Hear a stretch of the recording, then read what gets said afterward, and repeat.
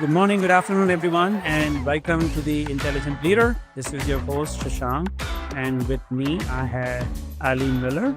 Ali is the Vice President of Ads Product at Instacart, which is a grocery technology powerhouse, helping reshape how brands connect with consumers across the digital and physical retail. She leads the strategy and innovation behind Instacart's rapidly growing retail media platform. Ali, welcome to the show. And I've been looking forward to this conversation, especially given how our worlds intersect at the intersect of data, media, and commerce. Beyond her work in tech and commerce, Ali is also a classically trained violinist, I understand. That is right. And In fact, we have a concert this week. I'm playing on Friday. Awesome. She performed with the Oakland Symphony. And people tell me that you're able to bring in like a unique blend of analytical rigor and creative harmony to everything you do. So welcome once again. Oh, thank you so much. And now that I've been so flattered, I'm extra excited to be here. But I'm very excited to talk about everything, as you said, the intersection between our worlds and the increasingly connected world between retail media and regular digital media. So lots to discuss. So just to set the context for the audience, Ali, our team at InfoSeps has spent many years helping both large media giants sort of modernize their technology and data platforms. So moving from what used to be a very fragmented way of doing business, by channel, linear, digital, and hence everything was fragmented, right? The audience, the inventory, the measurements, right? To like a unified, way of doing things. And that's been a huge transformation still going on, and not every media firm is out there. We'd be one of the lucky ones who got this opportunity to build this out. And on the retail and CPG side, working with many retailers now, and actually also starting to integrate, helping some of them integrate their inventory, real-time inventory and product data with marketplaces like yourselves, like Instacart. That's where all that began. Far more discoverable to millions and millions of online shoppers, not just through your marketplaces, but it has a effect on their overall sales, through their own distribution channels, right? So that's been great. But let's begin with your journey first, Ali. So just help the audience understand, how does your role as VP of Ads Product, what does it entail, and how that has evolved with the evolution of the company Instacart as well. Yeah, I think it is a great tee up, and this transformation of the industry and the rise of retail media and kind of how we're bringing more data and more context together for retailers, for brands, for consumers is very much at the heart of what I do. So I've been in the digital ad space for quite a while. I came from Google and YouTube prior to Instacart. Instacart was my first deep foray into e-commerce, into the wild world of grocery, and really getting to understand what makes CPGs tick, what makes brands tick, what makes this industry tick, and how can we supercharge it really by bringing this technology together to help consumers discover products that they love, and then help brands sell more of those products, help retailers sell more of those products. So my core job as when I'm leading the ads product team, the wonderful ads product team at Instacart, is really looking at how we can take the best of that technology and bring it to life in a way that really resonates with these CPG brands and retailers who have, in many cases, many more decades, maybe even a century of experience than Instacart does in this industry that is so core to many of our daily lives. And so something that I've really loved is marrying that context that I was able to build up at Google and in the ads industry overall. So, leading into ML, leading in increasingly into AI, of course, looking at the role of the consumer journey and how to inspire at different points throughout the traditional consumer funnel and the increasingly nonlinear funnel that consumers go through when they're buying a product. I love bringing that to life with the actual ability to deliver a physical product to the consumer's hands that can immediately respond to when they see that ad, get into their hands in an hour or less, and really close that loop in a very, very real world physical way for the brands who are advertising with us. So great. And I can relate to that evolution, Ali. And as I was talking earlier, and all of this is sort of powered by underlying technology. And a lot of it is about matching data across channels. And while technology is also a large part of it, it is also the change that you have to go through with everybody who's involved in this whole process. And we saw that firsthand at this media company, right? And these are media companies have existed for a while, and the way ads are bought and sold, and the way audiences are looked at, there are certain processes that have worked over the years. And I must say that while building the platform was complex, but being able to do all that change management and drive much more unified ad sales experience for media companies, and on the retail side, for them also now to be able to, not just look at in-store ads, which is what they were used to for many, many years, and look at these retail media networks as a coherent part of strategy is a big change. And Definitely.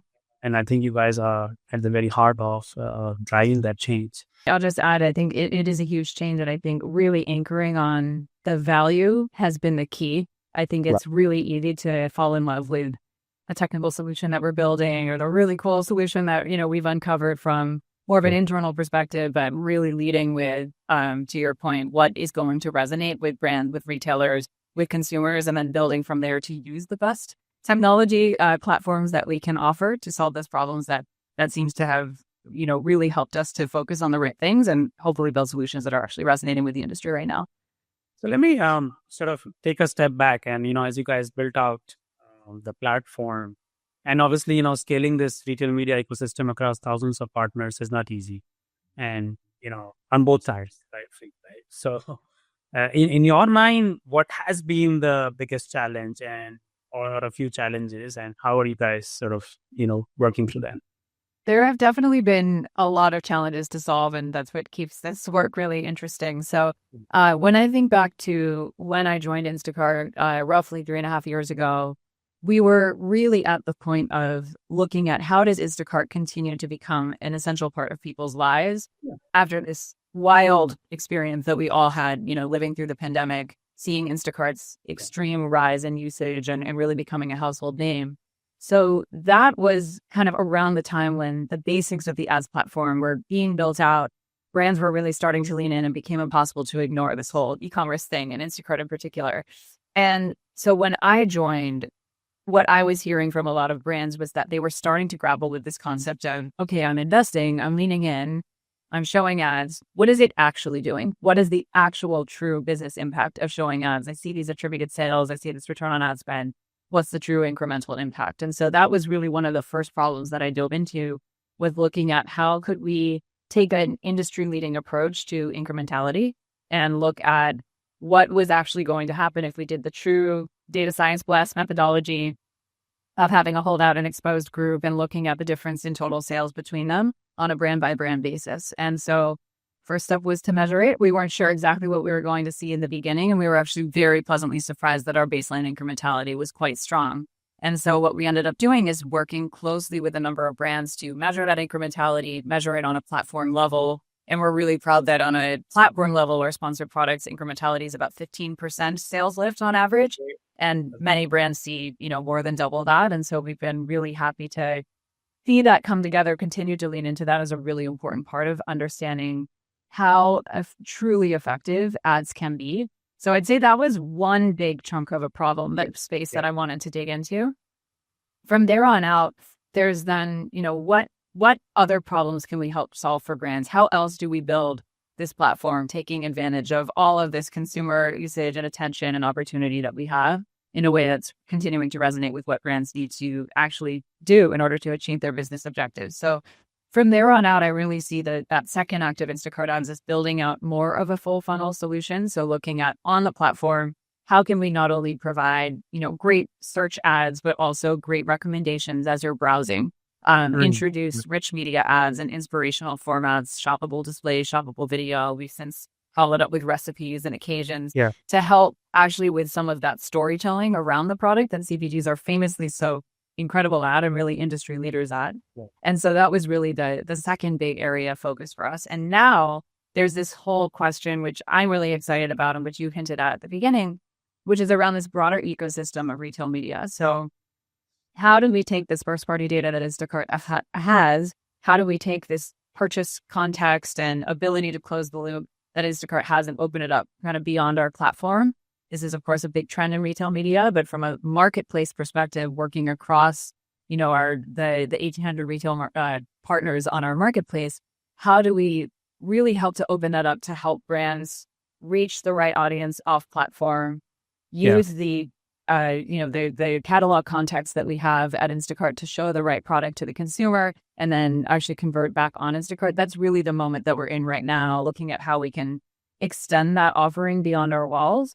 And then similarly as well, also be able to discuss a little later, looking at how we can offer our technology to retailers who want to play in this ecosystem by offering our Carrot ad solution, which takes what we've built as our ads platform, offers it to retailers to use on their owned and operated sites, thereby extending reach and efficacy for brands, but also allowing retailers to really play in this space in a way that's also helping to simplify the buy for brands. So that's sort of the act that we're in right now, is I really think of this as the moment where retail media is becoming more of a capability across the industry and not just all about owned and operated advertising on a specific retail site. And that's great that, you've taken the approach to make it not an Instacart thing, but, just really making this as a capability that both retailers and advertisers can, take advantage of is great.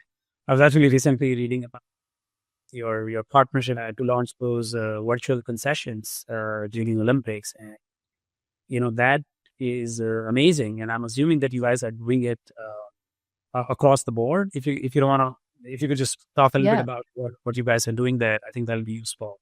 Yeah, and that's actually been a really fun part of this whole journey, is that we're working hand in hand with the Instacart marketing team, who is also pushing the boundaries of what it takes to create these really compelling experiences on connected TV and premium TV inventory, and creating these shoppable moments where you can inspire someone while they're watching the Paris Olympics, for example, which was when virtual concessions really came to life, and helping to kind of, just enrich that experience by making it not just a typical ad experience, but hey, like, get your snacks to watch with the incredible game that you're about to see on your TV. Yeah. Get that delivered in your hand, in an hour or less.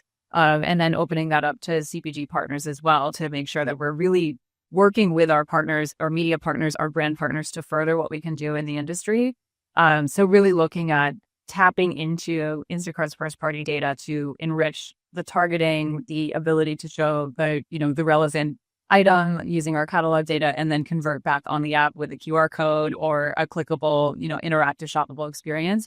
These are things that we're working on with Roku, with CTV inventory on the Trade Desk, with YouTube. So there's a number of really compelling moments where, again, we can take that storytelling that's so inherent to the TV experience and can really capture consumers' attention in all the moments that they're not actively grocery shopping, inspire in the right moment, but then make it actionable and then by nature more measurable as well. We've been really excited to see that both in the virtual concessions work that you mentioned, and then generally across the industry as well. And we've been very fortunate to be working with both media firms and retailers. And I can, from an internal standpoint, I can relate to, what you're saying. And when people see that lift, right, then that is sort of so rewarding, and it's worth all the complexity. So, although you're saying this in 3 minutes, it takes a lot to make this cool. There's just too many integrations that can go wrong. There is, in the measurement frameworks, several things can break and you can misreport. There's just too many issues, and working through the trenches. I have some of our teams, work through behind the scenes a lot of these things. And I know how incredibly complex it is. But at the end of the day, when you make those experiences happen for your clients and the audiences, there's nothing more satisfying. Absolutely. To the consumer, it should all be completely seamless and look so obvious and so natural. But to your point, there's a lot of very serious work that goes into the data integrity, maintaining consumer privacy, making sure that we're passing only, the information that we're comfortable, sharing with the media partner, and taking all of that incredibly seriously, going through all the groundwork and making sure the data is ready to use in this way, in a safe way. That's such an important foundation to all of this. And so it's been really exciting to see then it comes to life in this way that feels really natural and exciting to a consumer. I'm going to dive into, the sort of two topics now. Maybe we can go a little deeper on what enables everything that you spoke about, right? And one is the personalized experience. At the heart of it, it's personalization, right? And while But there is a cost to personalization, and the cost is that you're giving away your data, and then you're trusting the media company, the retailer, the marketplaces to do what is right and what you have consented to, with that data to sort of ensure, what I've consented to. So if you can talk a little bit about how, all this is happening in a privacy compliant way, I think that'll be very useful. Yeah, so we take, of course, privacy very, very seriously, and in particular, we make sure that the actual personally identifiable information does not go anywhere. It's not intended to, right? So we're the only party that's really collecting the first party data. We have a very important, trusted relationship with consumers that we need to maintain. So we utilize solutions alongside our media partners. So, partners like LiveRamp using clean rooms alongside our media partners, making sure that we feel really good about only ultimately exposing the aggregated, anonymized data back to the brand to make sure that we're not passing along anything that we shouldn't. So, of course, at a very high level, making sure all of the, consumer privacy policies and disclosures and everything are a very big part of the foundations. But in actually setting up these integrations with our partners, we make sure that, we are the party who continues to own and protect the information of the consumer, and that we're only passing that aggregated anonymized data back to the brand at the end of the day. What we've typically done when we're looking at some of these integrations that you're talking about is we create segments of audiences that really resonate with brands. So as an example, something that brands look to us to provide would be something like, this consumer has browsed the category before, but has not purchased my brand. Or this consumer has purchased my brand before, but hasn't purchased it recently.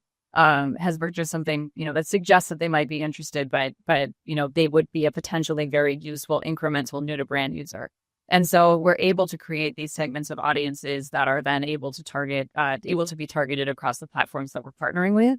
And then on the other side, we're then able to say, oh, you actually got N% new to brand purchases. You were able to see this particular behavior for consumers who had not purchased your product or brand in the past on Instacart. And now you're able to see that aligned with a specific campaign, they were actually now showing that purchase behavior. So that's been a really important part of really proving the value. It's not the true incrementality measurement that we're able to do on the Instacart platform, but it really starts to add much more context around the true down funnel efficiency and efficacy of these campaigns that brands are running across multiple platforms.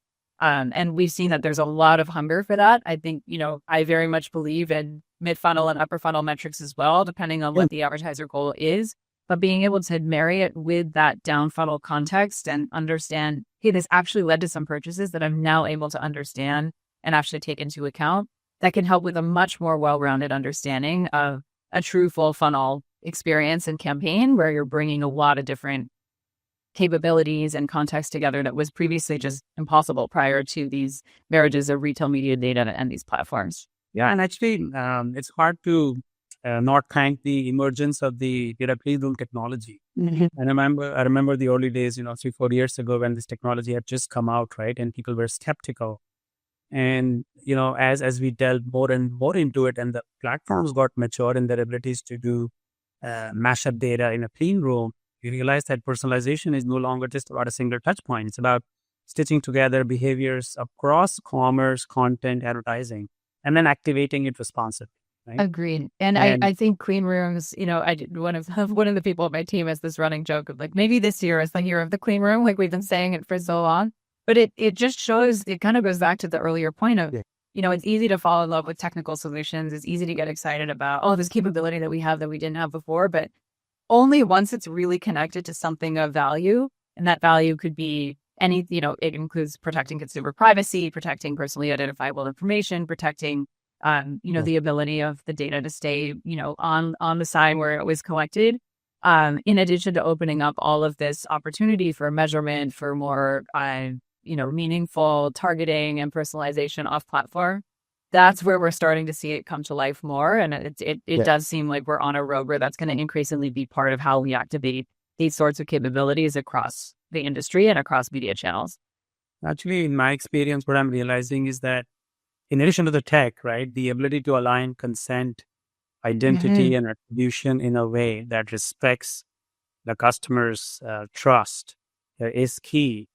And in our company, at least, at InfoSeps, we joke that the future of personalization is less about more data and much more about smarter joins and who you join with, how you align your purpose, and how you will continuously learn from these signals to make it better next time. It is where the holy grail is. Yeah, I think there's a lot to that. The other thing I would add is that is a good moment to bring in generative AI. We do need to talk about it. I think the thing that I find so compelling about behind the scenes using some of these LLM-based technologies and smarter context that we can add to these experiences that we're building is that you don't always need to collect more information from the user. There's so much real world context, particularly in a grocery experience. What ingredient goes with what? What concepts can we create out of what might otherwise look like an unrelated set of items that now looks like snacks for running, or, what to have before you go to the gym in the morning, like all of these sorts of things that used to require manual curation. I love the idea that we're able to take, all of the sort of engagement, then feedback loops that we've typically had in ML-based ads development, and then marry that with the sort of real world context that AI can bring in, plus all of these joins, as you mentioned, to connect the dots across different media experiences and help the consumer feel like they actually do have a truly personalized experience across all of these different touch points that sort of knows or can anticipate what they're interested in. I feel like it's a really powerful future that, again, doesn't require collecting a bunch of additional PII. And it really is about bringing that real world context to life in a way that resonates with our day-to-day behavior. So in the consulting world and the data and AI consulting world, we talk about AI for data and data for AI. So what you're referring to is just using AI, generative AI, to create much more metadata, much more context, and supplement, your products and transactions with additional metadata that is going to further make your AI better. Exactly. So it's just your cycle that if you get this right, you're reducing manual effort, and you don't even have like half the data you're collecting. Exactly. And then again, to the earlier point of then to the consumer, it just feels right. It doesn't scream at you that, this is an AI based experience. It's just something that feels more relevant and feels like something you might be interested in engaging with. So I love when those pieces can all come together in a way that really just creates a better consumer experience versus screaming about one technology or another. Absolutely. Moving on, Ali, let's talk a little bit about all these complexities and all the exciting experiences is measurement. And you talked about incrementality, and measuring that is not easy. Yes. And measuring that, and you being able to convince the advertiser that this is correct is even harder. So anything that you think you're doing there that people can learn from, please go ahead. This has definitely been a huge focus for us. And one thing that I love about CPG is they have very high standards and in a lot of industry experience about the type of measurement that actually resonates. And we've seen this through the rise of all different types of advertising. So online video, like from my YouTube days, that was definitely an evolution over time. It goes from being the hot new thing and sort of measured in whatever way is possible to something that really needs to align with standards and expectations and accreditation over time. Same with social. And then now we're seeing that with retail media. And so like I mentioned, incrementality was really that first area where we went really deep on understanding how can we go beyond what the industry is doing now, borrowing from approaches that we've seen in other areas of digital ads, and looking at how can we convince ourselves that we're driving true incremental value here. And then starting to take that to CPGs, going deep with their analyst teams or their data science teams, and making sure that they felt good about our methodology, that we were as transparent as possible, and really partnering on this new capability. And we're now seeing that that's kind of going across the industry in a much more cohesive way. In addition to that, providing more tools for advertisers to be able to understand when we're launching a new capability. So for example, optimized bidding, we launched that, several years ago now. But it's something that has been a really important part of how we drive campaign success. So instead of managing your cost per click, your max cost per click individually, you set your target return on ad spend, and we can manage bids on your behalf to achieve that target return on ad spend. Very common capability in the industry, not so common in retail media at the time that we launched it. And so we built A/B testing to help to prove, okay, if you're running a manual campaign versus an optimized campaign, how is that doing in terms of the ROAS you're achieving, the total sales you're achieving? And we kind of rinsed and repeated that playbook when we've introduced a flavor of optimized bidding to drive new to brand sales, for example, and additional goals that we're building out now. So I think that's a really big part of it, is being transparent about how are specific features working for you? What are the metrics you want to monitor? For example, total sales in arm A versus arm B, to understand if that's actually driving value. And how can we be transparent about the methodology that we're using? So it's very clear that even though this is using our own on-platform data, then the risk of grading our own homework, of course, how can we present that in a way that really feels like it can be trustworthy? So I think that's one big piece of it, is looking what can convince us, where can we take kind of the latest and greatest ads technology and use this to either prove efficacy of certain features or prove out total effectiveness of the platform. The other piece I'll add is accreditation. So as we've seen the rise of retail media, many retail media networks out there, we've seen that the push for standards and external accreditation has risen alongside that. And so that was something we actually, I'm very glad we anticipated that very early on, because these are challenging processes. So we achieved MRC accreditation last year as the Media Ratings Council. That is a very deep and involved process of deep auditing of all of our, spam workflows and the end-to-end process of what happens from retrieval to serving an ad, et cetera. And we were one of the first retail media networks to achieve that accreditation. That, while it's not measurement in itself, building that trust in my clicks and impressions are real, my spam reporting, invalid clicks, et cetera, are taken care of in a way that's accredited by this external body. That's also been a really important angle, particularly for some CPGs who really value this as part of any sizable investment in a platform. So that's been a really big part of it. And then finally, now we're in this world of bringing more of that measurement and closed loop capability across the ad platforms that we're powering now for retailers, in addition to beyond our walls with the off-platform partnerships we talked about, and then even in store with our smart caper carts that are now roaming the aisles of the grocery store and being able to also serve ads and show additional inspiration to consumers. So it's a really important part of making sure that we're building out these capabilities that resonate with brands. We're providing kind of the core day-to-day metrics that they understand, but we're taking it one step further by focusing on building trust and building additional proof points that these ads are actually going to drive value for their business. That's great. And I can relate to all of it. And so for us as a firm, we've been in business for 2 decades now.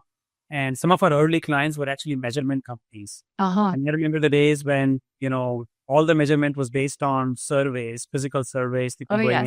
Which had their role, to be clear. That is also really valuable. But alone, that can't quite tell the story. And that was the era then when everything that advertisers wanted was just, impressions and clicks. And that was the world, and Google Analytics and all that, right? But now demanding incrementality or looking at audience overlap diagnostics. So that's something you started doing now.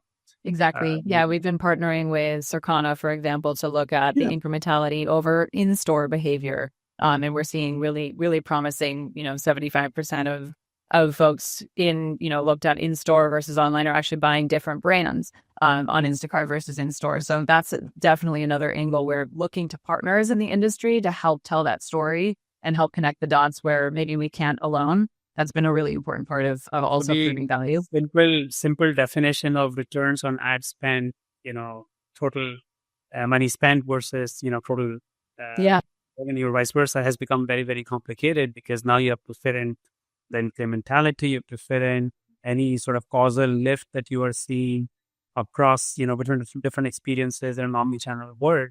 Exactly. And I was studying that, I think where this is going, and I'm assuming you're doing through some of your tools, is to help advertisers, and brand managers to be able to predict, what cohorts or what audiences are most likely to respond to a certain, way of doing an ad, right? And that's where, so from a reactive to proactive measurement, and now going into, a little more predictive as to what you should expect, is where I see the measurements moving. Yeah, and that's very aligned with the approach too that we've been taking more on the ML and AI side, where we actually have a fairly automated platform in a lot of ways. So on our platform, where we can understand and predict how consumers may be interacting with their retailer of choice and searching and browsing, we actually rely a lot on an algorithmic approach to show the right ad at the right time, which on platform in that context will almost always beat out a manual form of targeting. Off platform, there's a much broader set of context, and we're still learning about what resonates perfectly. So I don't think we're yet at that point where it can be fully algorithmic, but in partnerships with many of these media companies and platforms that we're working with, we're also looking to provide context to help them show the right ad at the right time, knowing the catalog information behind the brand's presence on Instacart, taking away that complexity. Where is the product available? Where can I get it quickly? But then still being able to lean into those algorithmic approaches on those platforms. So there's a lot of that kind of collaboration and, pushing the industry forward happening across all of those different touch points. So moving on from AI algorithms to agentic AI, we have to Oh, we yes. spoke about generative AI. We have to talk about agentic AI. So just curious, any early experiments there? I know the technology is still early, and in much more predictable workflows, agentic AI solutions are becoming more of the norm or will become faster. But this is such a rapidly evolving space. Just curious, Yeah, if you've been part of any experiments there. we're definitely, the Instacart team is very passionate about using the latest and greatest technology. We've been, an early partner of OpenAI's and many of our, early experiments, and agentic AI is no exception. So, partnering early on the operator and really understanding what is it that consumers want to accomplish here? How do we learn together? I think really leaning into the industry is the right approach at this point, like learning, trying new technology, seeing how it's resonating, seeing how adoption is kind of morphing over time. I'm thinking back to the early days of ChatGPT. It was sort of like, okay, generative AI is always going to be about chatbots. Everyone's going to build a chatbot and they're going to use it for every single experience. And then over time you learn, okay, this is maybe really great in a support context, or maybe a few examples of kind of more conversational search, but behind the scenes is where we're going to see maybe the most resonant experience on the Instacart side as an example. And Yeah. I think with agentic AI, where we are so early in understanding what is it consumers will feel comfortable with, at what scale, for what purpose. And so we want to lean in and test and learn, and then also look around in the industry, in the ads industry, in the consumer products industry, e-commerce as well, and understand where we can all go together, because it's quite a bold, brave new world. And I can't predict exactly where it's going to go. So the best approach that we found is just to continue testing and learning together. I can share a couple of examples there that we've been experimenting with. So we built like a AI-based media assistant for a retail media partner, with the intent that you can autonomously analyze historical campaign data, simulate different target and further strategies, and propose sort of optimal configurations, for example. Essentially turning every campaign brief into a performance-driven plan in minutes, right? I mean, that'd That's be great. ideal. Yeah. That'd be ideal. But, obviously it's going to take a lot of learning for it to be anywhere close to production, right? But the fact that Definitely. people are starting to think about it gives me a lot of hope. And, these are complex tasks, but if you have consistent data, I think someday, you get there. I've generally found as well, I'm really excited about a lot of the internal productivity opportunities that AI provides us, whether it's, everyone now like uses it for meeting notes and action items and things like that are it just takes a little bit of extra effort out of your day. The other piece that seems to be particularly resonant right now is looking at how we can drive more efficiency and ease of use in advertiser-facing tooling. We've been working with many emerging brands for a long time, and many of these smaller brands who are looking to break through just simply don't have the time or the people to do all of these specialized tasks of setting up, managing campaigns, monitoring, that some of the larger, more established brands have. So taking the effort out of creating a landing page for their display campaigns, for example, is something that we did with AI-generated landing pages. We have the catalog context. We have the context of what they're advertising in the campaign. And as long as we're able to see that it drives performance, and in fact, it drives even better performance than the manually generated campaign landing pages, that's a great example of using the technology again in a way that really furthers a specific use case and something that's of value to the advertiser. And so that's another area where we're leaning in a lot. We're not quite in the agentic space, but certainly using the latest and greatest technology to create, again, that context in a way that a consumer can understand and engage with. That saves time for the advertiser too. Absolutely, absolutely. One of the area that I'm starting to see a lot of traction with agentic AI is sort of assisting in sort of budget allocation. So when brands want to campaign across multiple retail media networks, theoretically, agents can optimize in near real time based on sort of return trends, the supply availability, and seasonal demand shifts. Right. So can they do that? Is again an experiment that we are running, and we'll find out. But regardless of what happens, I think the promise of agentic AI is to ensure that they can not only help humans make some of these decisions very, very fast, but and when we create them, we ensure that they are explainable, controllable, and aligned with the advertiser goals and consumer trust. Exactly. Yeah. Going back to the trust point, which is really the through line across all of this, like trust in measurement, trust in results, trust in the platform, and then trust in potentially an agent who's acting on your behalf. So, Ali, just wrapping up, I know we touched upon a lot of interesting points. Just looking ahead, right? And sort of what trends, technologies do you think are going to become more and more prominent? I think we touched upon a few of them. And also, anybody in this whole space, what advice, if at all, would you like to give companies? It's a great question. Looking ahead, there's a couple of things I would mention. One is, I talked about this huge rise of retail media and the many, many retail media networks, hundreds of retail media networks that brands are now working across and trying to make decisions across every day. I believe that we're definitely at a point of simplification of that ecosystem and, leaning toward what are the trusted platforms, what is driving the most valuable outcomes for me, how do I manage this in a way that makes sense? This is where we're really leaning in with our Carrot Ads solution. So kind of creating this one-stop shop where brands can buy an Instacart ads campaign that is actually able to run across 200 plus retail media networks from the partners that we work with. For example, we are working with Prime Market that we announced last year. We have Hy-Vee coming up. And so we've been really excited about all of the momentum in this space. So that's an area where I think that additional push on, again, standards, trust, ability to drive scale in a way that's simpler to manage. I think we're very much at that moment in time where coming out of the rise of retail media network explosion, we're going to see a little bit of that simplification. So that's a big one. The second one is, I don't even really think we said omnichannel yet in this conversation, but omnichannel is obviously very much top of mind for particularly brands who are looking to maximize their ability to reach consumers where they are and drive value in a connected ecosystem. And so, looking further ahead as we provide, additional capabilities in the aisles of the grocery store with our smart keeper carts that are able to bring that more dynamic and personalized experience to life actually in the aisle, in addition to the digital aisle.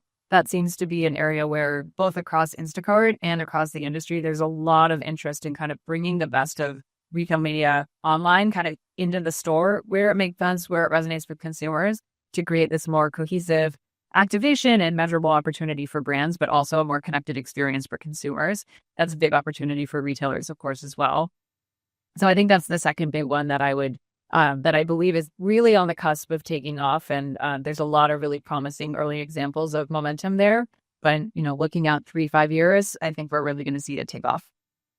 That's great. And I would agree to both of those. I'll just add a couple from my experience, Ali. What I'm seeing is, and I do want to call out the tech platform players who enabled the interoperability. I mean, this whole thing works with the interoperability and the data clean rooms. Collaborations, right? And so right from Snowflake, Databricks, AWS, exactly, Google, Microsoft, all of them have played a part here. And, I hope this technology continues to get better. It sort of powers all this. And also to a lot of the retailers and grocers, right? Who are looking to work with, either building their own retail media networks or working with third-party retail media networks. Don't just look at this as ad tech. Build it as a connected, customer first, consumer first capability with commerce, content, data, all sort of working together. This is all about collaboration and partnerships. Completely agree. it is complex work to create the platform, but if you don't have anybody on the platform, then its platform is good for nothing, right? So Exactly. it's a very different way of doing business, but it is exciting, and you will see the lift, right? So I very much agree. Yeah, it's really all about resonating with the consumer. And that is actually, again, kind of going back to what I love about the e-commerce space, ads in the e-commerce space, is that ads truly can be information and useful and, real world products that you're actually buying and using and kind of integrating into your life. And I think it's a really important thing for us all to remember when we're working in the numbers and the ROAS and the incrementality. It's like these are actually products that are improving people's lives. And we're trying to make that a little bit easier for them. great. Thank you for the great conversation, Ali. This was super exciting, super useful. I'm sure our audiences are going to love this. Thank you so much for having me. Thank you again to Ali for joining us on the Intelligent Leader podcast. For our listeners, if you enjoyed this episode, please rate this and review it on your favorite platform, wherever you're listening. And see you again soon.